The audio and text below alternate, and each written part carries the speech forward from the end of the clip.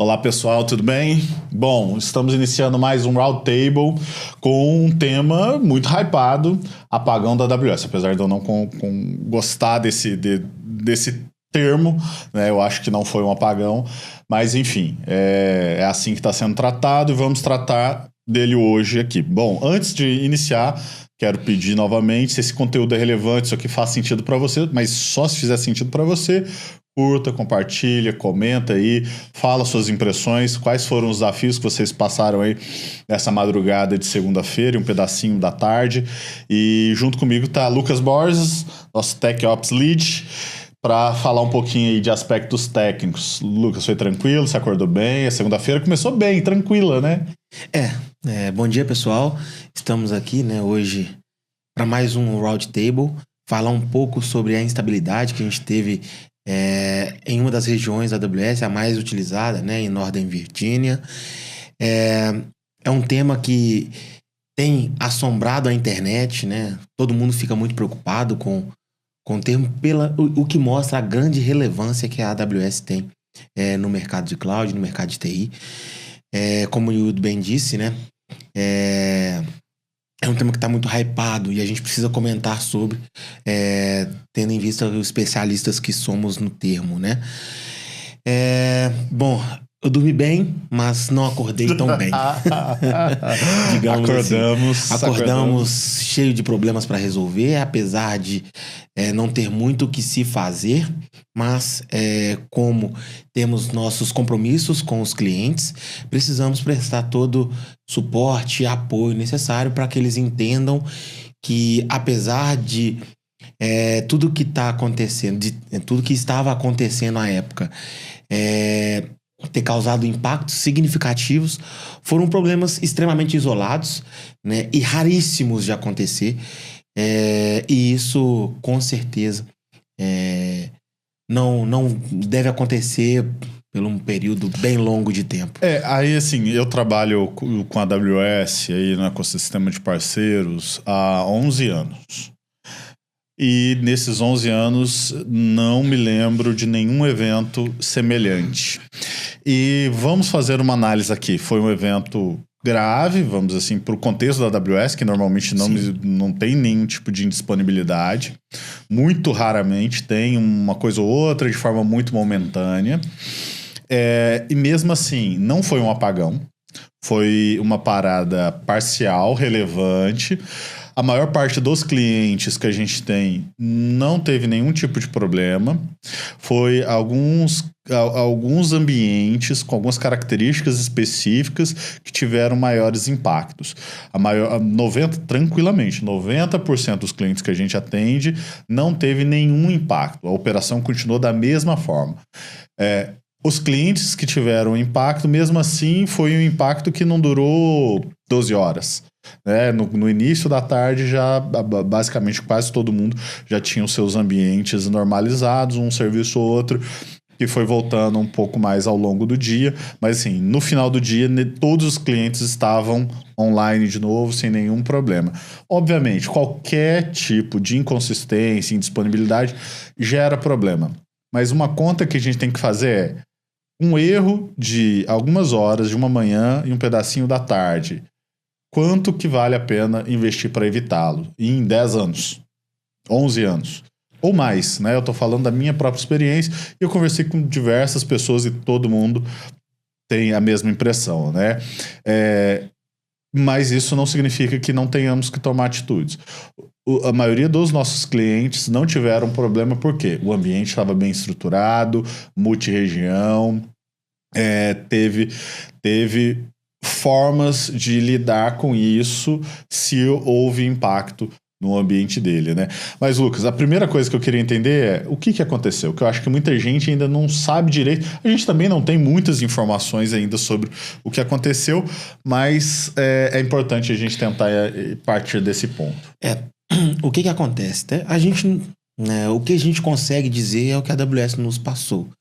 Então a gente acompanha os relatórios que a AWS vai postando ao longo do dia, foi postando ao longo do dia, acerca das análises que foram feitas. Tudo indica que eles encontraram um problema no roteamento de rede internamente, né? Então, é importante a gente dizer, né? Tudo isso afetou apenas a região. Então, os clientes que tinham sua carga massiva na região afetada tiveram alguns serviços comprometidos, mas somente esses. Nessa região foi encontrado um problema que ocorreu internamente nos data centers, né, em sua totalidade, que afetaram o roteamento de IPs internos dos serviços computacionais.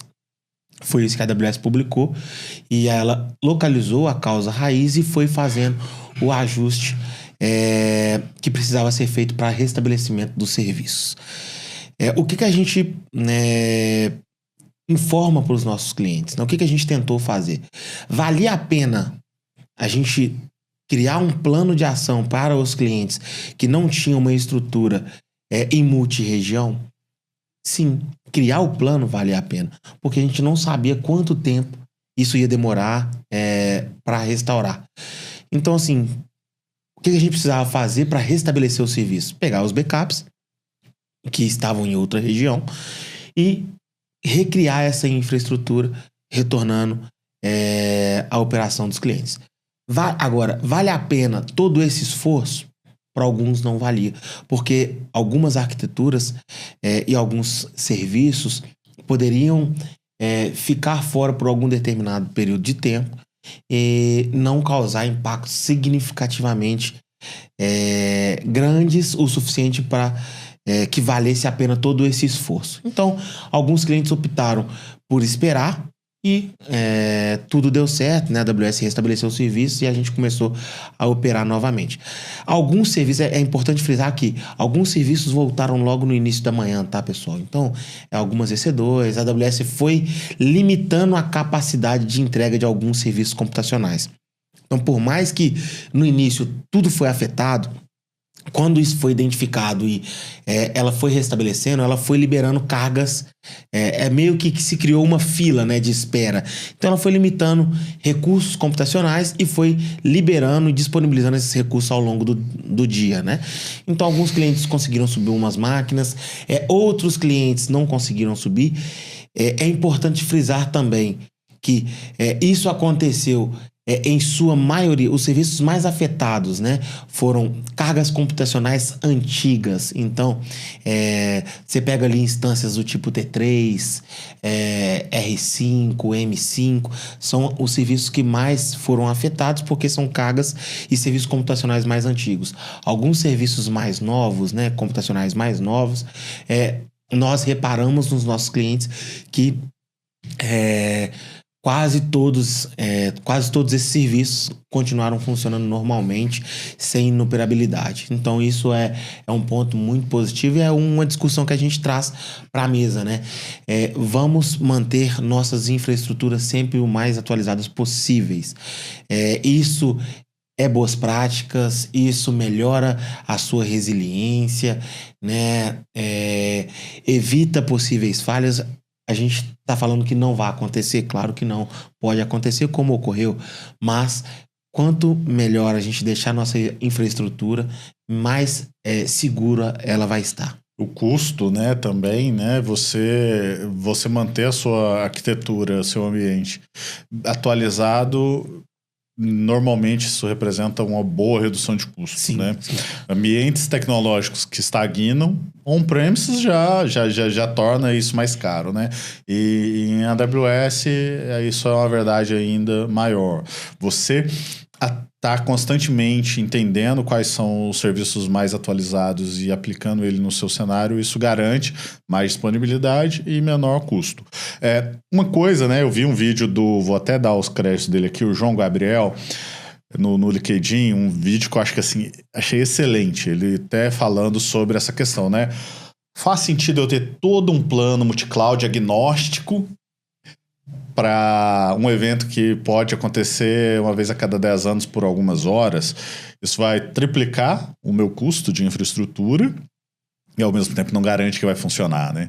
Arquiteturas agnósticas, elas são complexas, difíceis de manter, caras e ineficientes muitas vezes, né? E esse é o ponto. Eu acho que esse é um ponto que a gente vai discutir muito daqui para frente, porque esse sensacionalismo que se criou, né, apagão na AWS, como o Lucas explicou, não é um apagão necessariamente. Um apagão, eu considero que assim, o serviço ficou totalmente offline, ninguém acessou nada, todo mundo ficou offline e demorou-se dias para se recuperar. Não, foi um apagão. Foi uma parada, inconsistência do serviço parcial que foi retomado em algumas horas e sem grandes impactos. Nenhum cliente perdeu informação, teve serviço corrompido. Pelo tamanho, né, que se faz parecer, eu achei que a gente teria muito mais problema. Teríamos um impacto muito maior. E o que não foi, foram poucos clientes que tiveram impactos significativos, mas tiveram paradas. Então a gente tem clientes aqui que rodam centenas de servidores e que operou, normal. Um serviço ou outro ali que ficou um pouco mais lento, né? Sim, nós discutimos com alguns clientes, né? E é sempre importante a gente fazer a contenção, avaliar o impacto e fazer a contenção de danos. E tirar as lições aprendidas disso. Mas é o que eu estava comentando, né? Até quando e até quanto vale a gente manter infraestruturas cross-region, agnósticas em multi-cloud, porque a gente sabe que nem todo cliente, nem toda empresa consegue aportar isso. É muito caro, né? Até mesmo não sendo, né, em multi-cloud, mas um cross-region é muito caro. A gente tem EC2 em 2 regiões, uma mais cara do que a outra. Nós estamos falando aqui de EBS que tem consumo, né, o tempo inteiro. Mesmo que a EC2 esteja desligado, o EBS está ali consumindo. S3, dentre outros serviços, né, que a gente pode elencar aqui, que são diversos. Então, isso acaba ficando muito pesado para empresas que têm um budget curto para investir em nuvem ou investir em tecnologia em si, né? Muitas vezes as empresas não são do ramo de tecnologia, mas necessitam especificamente da tecnologia para operar. Então, o budget ele é encurtado para essas questões e muitas vezes não vale a pena. Mas uma coisa, pessoal, que a gente precisa falar e que isso tem que ser indispensável. O backup. A gente está falando aqui de backup. Todo backup que se faz de toda a infraestrutura, seja cloud, até mesmo on-premise, tá? Armazene em cross-region, tá? Porque isso é importantíssimo para no momento que a gente vai restabelecer o serviço. Digamos que a AWS, essa região da AWS ficasse parada por 2 dias. A maioria dos clientes não suportariam, não gostariam de ficar 2 dias com suas operações paradas, né? Porque, de fato, alguns tiveram alguma aplicação que ficou 100% indisponível, né? Faz parte de uma parada, né? E um ou outro cliente vai acontecer. Mas digamos que esse cliente não tinha o seu backup em cross-region. Isso dificultaria muito o restabelecimento do serviço, tornaria o processo muito mais moroso do que se a gente tivesse os backups em cross-region. Então pense isso, invista um pouquinho. Eu sei que por muitas vezes a gente pensar em investimento, é um processo complexo, conseguir splitear isso com a diretoria é difícil, mas vale a pena, porque nesses momentos a gente vê que faz total sentido a gente ter o backup em mais de uma região da AWS para que o nosso serviço seja restabelecido o mais rápido possível. Acho que é isso que a gente tem que pensar. A gente tem que pensar sempre na continuidade do nosso negócio, né?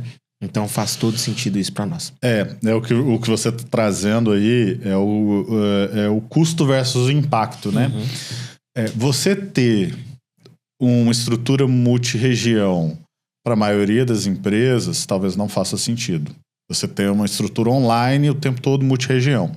Ou multi-cloud, pior ainda. Lembrando, se você for ter uma estrutura multi-cloud, agnóstica, a sua fatura, no mínimo, vai ficar 3 vezes mais cara. São 3 providers que você vai ter que administrar. Você vai ter que ter 3 especialistas e que muitas vezes essas integrações não vão funcionar da melhor forma. Sim. E não significa que no final a AWS tendo algum tipo de problema, você não vai ter problema nos outros também. A Microsoft ontem também na segunda, quer dizer, teve vários problemas de disponibilidade também. Então, é importante que vocês entendam isso. Qual que é o investimento necessário para o meu SLA, necessário para o meu negócio? Porque se você não tiver essa conta muito bem feita, você pode se surpreender com esse tipo de situação e entender e ter um impacto maior do que você imaginava, porque você economizou em algumas coisas que você não deveria. Ao contrário, também é verdadeiro. Às vezes você está gastando mais dinheiro do que você precisava por um incidente que pode acontecer. Pode não, né? Acontece de forma muito eventual e nessa magnitude eu acredito que a gente não vai ver tão cedo novamente. Então, assim, é uma conta que você precisa fazer, que a gente vai te ajudar a fazer, porque isso não leva só questões técnicas. A parte que é técnica aqui é relativamente simples. Aqui é uma questão mesmo de quais são os SLAs do meu negócio, qual que é o meu RPO, qual que é o meu RTO, o que eu suporto de parada, o que eu não suporto. A gente tem cliente aqui que não suporta 1 segundo de parada. E ele não parou. 1 segundo literal. E ele não parou, ele continuou funcionando normalmente. Também é importantíssimo, pessoal, a gente trazer um tema para debate aqui, nessa mesa, que é onde vamos buscar informações sobre o que está acontecendo. A gente vai na internet, a gente vê um monte de notícia sensacionalista, muita gente falando sem ter um pingo de conhecimento sobre o que está acontecendo. Verdade. E, cara, né, isso não faz sentido. Você que tem toda a sua infraestrutura hospedada no maior player do mercado, a gente não tá falando de qualquer fundo de quintal, digamos assim, ou de qualquer data center, tá, pessoal? A gente tá falando do maior player de mercado em cloud, que é a AWS. E aonde a gente busca informação? Primeiro, você vai no seu parceiro de negócio, né, no seu AWS Partner. Ele vai ter todas as informações para te passar tudo o que está acontecendo e vai te ajudar a criar um plano de contenção de danos, caso necessário. Outro ponto importante: se você tem acesso à console, a AWS disponibiliza o Health Dashboard. Lá ela posta a todo momento, no máximo a cada 30 minutos, uma notícia sobre o que foi identificado, qual está sendo a posição, o que está sendo feito para restabelecimento do serviço. Então, fique de olho. Se você tem acesso à console, entra lá, Health Dashboard da AWS. Lá eles postam em tempo real o que está acontecendo, o que foi identificado, qual que é o status do serviço, quais serviços estão parados nesse momento, qual serviço ele está sendo impactado, mas não está parado. Então, é diferente, tá? Então, a gente teve um serviço que foi fortemente afetado, que foi, se eu não me engano, o DynamoDB. Ele ficou indisponível por muito tempo. E outros serviços que aí variavam ali, às vezes ficavam 70 serviços, 100 serviços, baixava para 50 serviços impactados, que é diferente de serviço parado. Então, quando a gente fala de serviço que está sendo impactado, é que ele está funcionando parcialmente. É importante a gente ficar de olho nessas notícias, saber quais notícias estão transmitindo a verdadeira noção do que está de fato acontecendo, tá? Sem sensacionalismo, né? Tem muito clickbait, tem muita coisa, headline ali para chamar a atenção e dar uma magnitude do problema muito maior do que ele realmente foi. Obviamente foi grave. Os padrões da AWS, que é um serviço absolutamente estável, funcional em todo o tempo, este foi um incidente grave, dado o contexto dele. Mas eu vi muitas empresas que estavam culpando a AWS por paradas e colocando assim a coisa, nossa, apagão da AWS, o nosso serviço não está funcionando, colocando a coisa de uma forma muito catastrófica. Só que eu sei que essas empresas usam outras clouds e lá esse evento que aconteceu na AWS em 10 anos, acontece quase todo mês. Quase todo mês ele tem disponibilidade no provider de nuvem que ele usa lá para a maior parte do serviço dele e ele não faz nenhum comunicado sensacionalista. Então, tem muito dessa coisa. É importante que vocês entendam isso e enxerguem de fato o que realmente aconteceu e do que estão propagando, tá? Nosso papel aqui como parceiro é sempre conduzir os nossos clientes no que é melhor para ele, né? Não melhor que para a AWS. Então, sentimos a obrigação de deixar a coisa clara, né? E se o problema fosse... o problema, obviamente, é da AWS, mas se a coisa fosse mais grave do que ela realmente foi, nenhum problema para a gente mostrar para os clientes. É o nosso papel, a nossa obrigação é isso. É mostrar o que realmente aconteceu. Olha, é grave, essa região a gente não pode usar mais, a gente tem que usar arquitetura multi-cloud de agora em diante, se o seu serviço for crítico, mas não é o caso. Eu acho que nada mudou do que a gente já fazia. Só para vocês entenderem também, todos os padrões que a gente segue dentro dos frameworks e boas práticas da AWS já contempla você ter uma arquitetura que seja resiliente multi-região. Porque nenhum serviço não há possibilidade de ter alguma parada, qualquer serviço, né? Só que você tem que pensar também, algumas aplicações elas não suportam isso. Por exemplo, você roda uma aplicação proprietária como SAP, como outras ferramentas proprietárias, você não vai conseguir rodar ao mesmo tempo em multi-região. O que você pode fazer é o que o Lucas falou, é você ter um DR em uma outra região, mas ele é baratinho ali, tá em stand-by, não está operacional, então se houver um problema na região que você opera, você rapidamente consegue startar do outro lado, né? Mas tem um tempo ali de voltar ao serviço. Sim, é importante a gente enfatizar que eventos como esse, eles vão ocorrer, né? Assim, faz parte do jogo, mas isso reforça a importância de investir em boas práticas, né? Investir em arquiteturas resilientes à parada, né? Isso é importantíssimo. Se você ainda não tem uma estratégia de resiliência definida, converse com seu parceiro AWS, converse com a Emaster. Estamos aqui preparados para te atender da melhor forma possível, buscar e entender como que essas arquiteturas podem se enquadrar melhor no seu negócio, tá? A nuvem, temos que entender que a nuvem ela é poderosa, mas ela exige planejamento. Então, é isso que a gente pretende, é isso que a gente sempre prega com os nossos clientes. Nós sempre oferecemos o melhor que a nuvem tem para oferecer. Então, backup multi-region é isso que a gente prega, né? Tem que ter, é indispensável.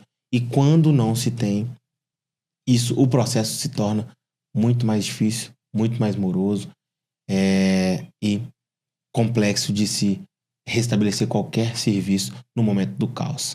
A gente fala aqui de restabelecimento de serviço, né? Quando nós estamos testando um DR, é muito comum de tudo funcionar perfeitamente, mas no momento do caos é que a gente de fato vê como que funciona e o que pode não funcionar, e muitas vezes a gente não pensa no cenário total. Então é indispensável, obrigatório, é mandatório se ter um bom planejamento para que tudo funcione conforme planejado e o nosso negócio continue funcionando normalmente. Bom, pessoal, espero que esse conteúdo tenha sido relevante, que a gente tenha contribuído aqui um pouco para a discussão. A gente vai trazer mais coisas sobre esse tema conforme as coisas ficarem claras.